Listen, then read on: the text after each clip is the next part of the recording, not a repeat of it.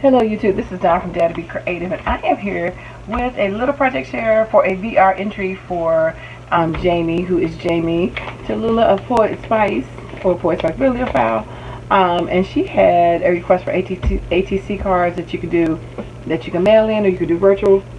And she's just trying to get everybody's address and, you know, get her stuff updated. So I decided to enter, and I used my Sizzix Cat Chat. It has the embossing folder, the die set, and the stamp set to go along with it, just to make a little ATC. And I used this napkin as a background, and I just made a quick little ATC because I know she loves cats. So that's my little quick ATC for Jamie. So it ends tonight at 11:59. She is having a giveaway at her for PayPal for some money.